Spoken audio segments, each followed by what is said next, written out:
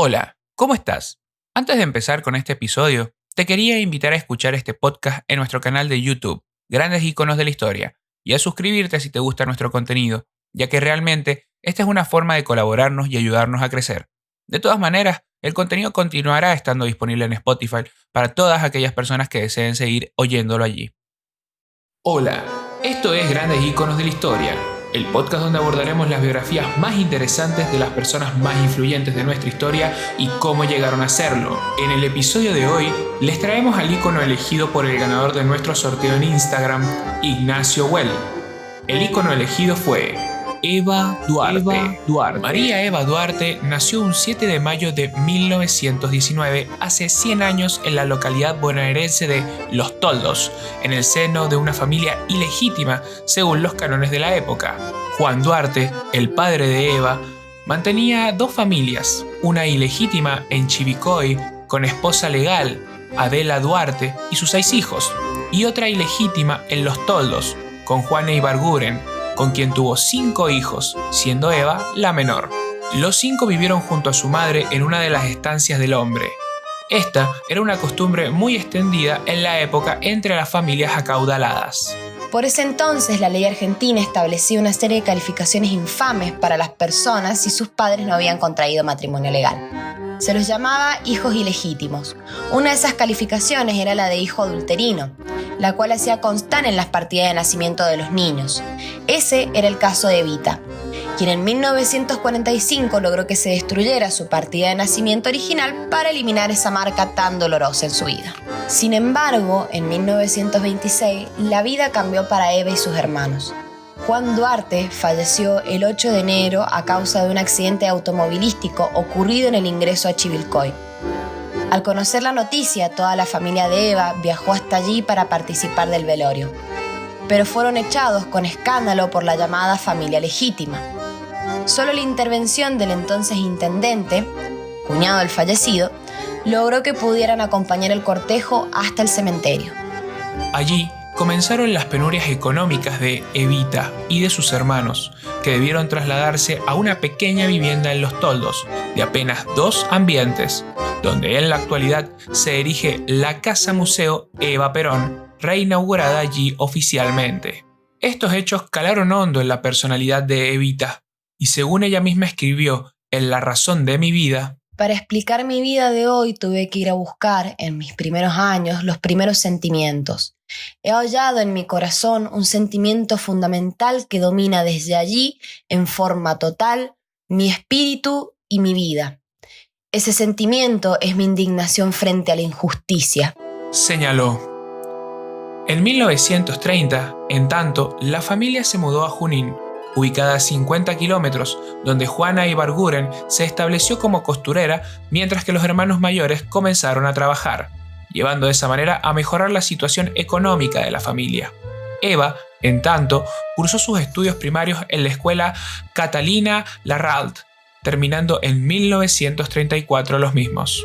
Al año siguiente, el 3 de enero, viajó para establecerse sola y con apenas 15 años en Buenos Aires, donde comenzó su carrera como actriz. Debemos tener en cuenta que la visibilidad de las mujeres fuera de la esfera de lo privado, es decir, el hogar, era mal visto en aquella época. Desde su infancia, Evita siempre quiso actuar. Las malas lenguas tejieron rumores en torno a su vida, que por ejemplo cuentan que a los 15 sedujo a un cantante de tango para que se la llevara a Buenos Aires. No hay evidencia histórica que establezca si es cierto o no. De lo que no cabe duda es de que quería ser estrella y conquistar la gran ciudad. Sus primeros años en la capital de Argentina fueron difíciles. Vivió en pensiones y actuó en pequeñas compañías de teatro y en el radioteatro. Fue entonces que en el año 1944 se produjo en Argentina, en apenas 25 segundos, la catástrofe más grande de la que se tenga noticia durante este periodo. El terremoto de la provincia de San Juan, el cual destruyó un 80% de la capital y alrededores. La enormidad del sismo sanjuanino provocó una gran cantidad de muertes. Los cálculos estiman que fueron alrededor de 15.000 o 20.000 decesos. La realidad es que no hay certeza exacta de cuántos fallecieron. Estos estuvieron ligados a la inadecuada construcción de los edificios y a la enorme violencia del sismo. Historiadores sanjuaninos estiman que las víctimas podrían haber sido muchas más si el sismo no hubiera ocurrido el sábado 15 de enero a las 8:45 de la noche.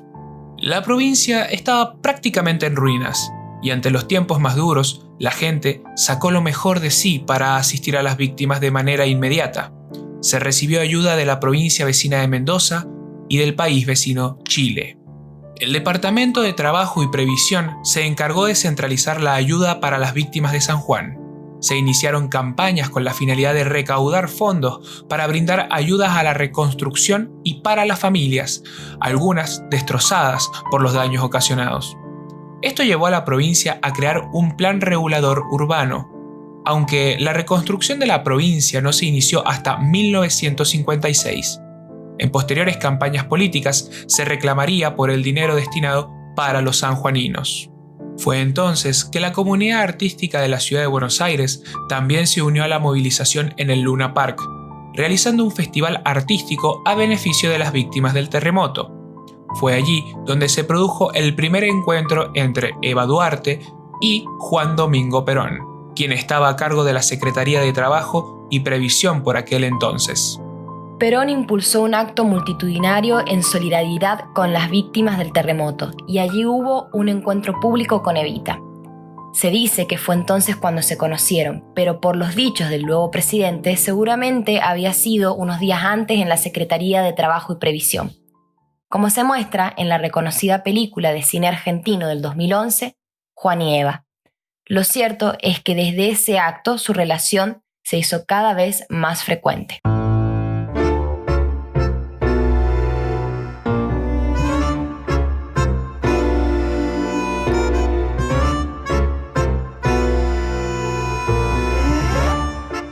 La posición política de Perón era sumamente tensa por aquella época. Desarrolló una intensa tarea desde la reciente creada Secretaría de Trabajo y Previsión tendiente a captar la voluntad política de los trabajadores. Hizo aprobar decretos y ley de vital importancia para el campo laboral. El poder de Perón iría creciendo junto con su popularidad, lo que con el tiempo desagradaría a la parte más conservadora de las Fuerzas Armadas, encabezadas por la Marina. En 1944, el general Edelmiro Farrell desplazó de la presidencia al general Pedro Ramírez y nombró a Perón ministro de Guerra primero y vicepresidente 5 meses después. Perón fue obligado a renunciar a principios de octubre, detenido y trasladado a la isla Martín García. El 17 de octubre de 1945, miles de trabajadores provenientes del cordón industrial del Gran Buenos Aires ocuparon la Plaza de Mayo, decididos a no moverse hasta que Perón apareciera en los balcones de la Casa Rosada. Los militares, ante el miedo de un estallido social, cedieron ante la presión del pueblo y por la noche le permitieron al coronel estrenar su famoso saludo con los brazos en alto. Se había sellado una alianza entre los trabajadores y Perón, que posteriormente lo llevarían a la victoria presidencial. Pocos días después se produjo el casamiento del gran mandatario con Eva Duarte, el 22 de octubre de 1945. Y posteriormente Juan Domingo Perón decidió presentarse como candidato a presidente en las elecciones de 1946, en las cuales resultó triunfador. Eva siempre estuvo encomendada en su tarea de acción social, y es que sobre fines de mayo de 1947, Perón decidió encomendarle un viaje al continente europeo. Con 28 años y viajando en avión por primera vez en su vida, Eva parte hacia España el 6 de junio de 1947.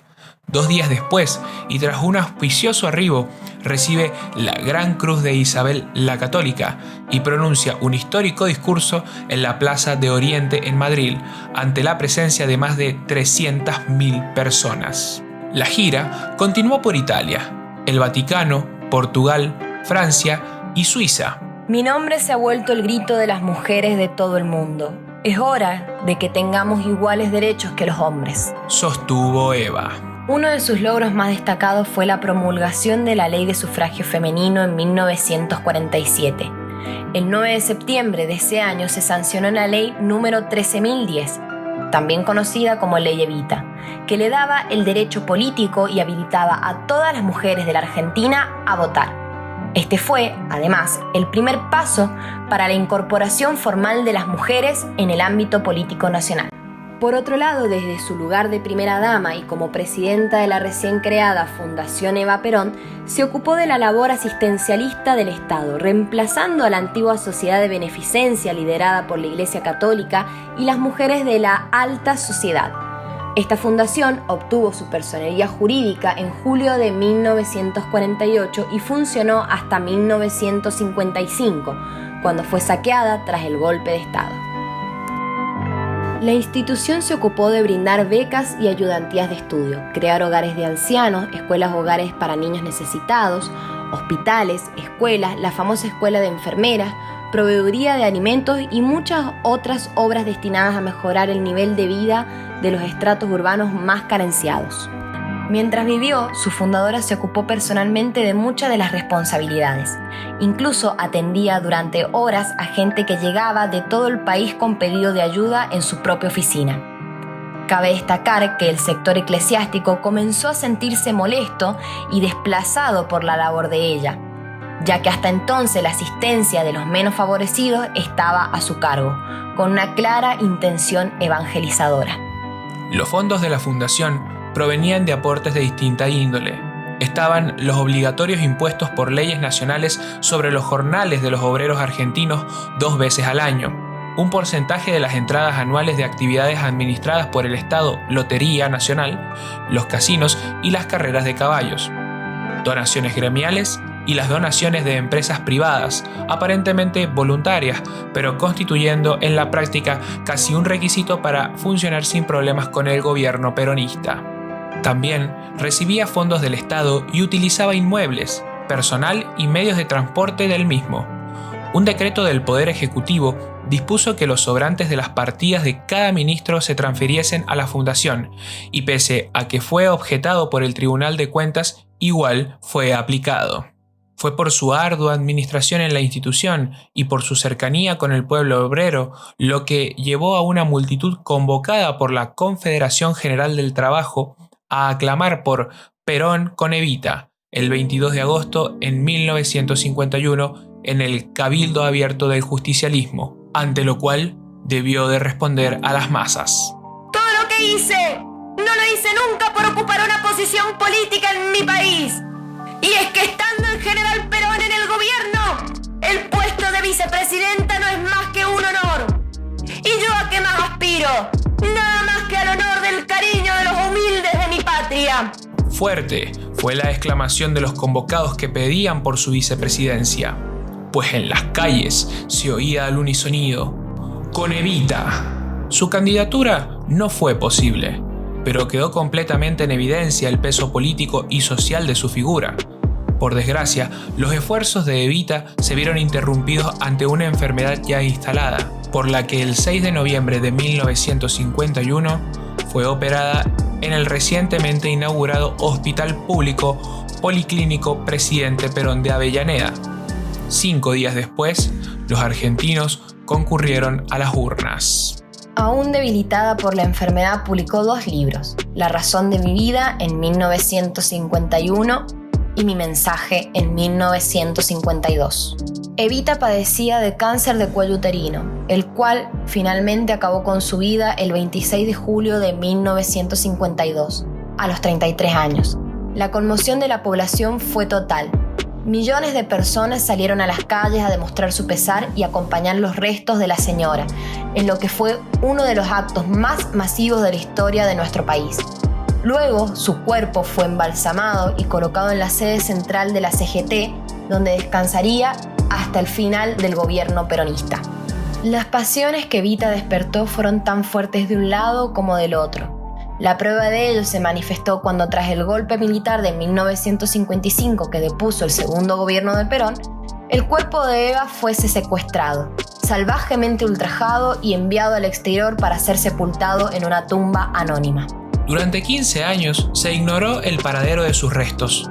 En 1971, el general Lanusse negoció su retorno con Perón, quien estaba exiliado en Madrid. El cadáver fue recuperado de una tumba en Milán, Italia.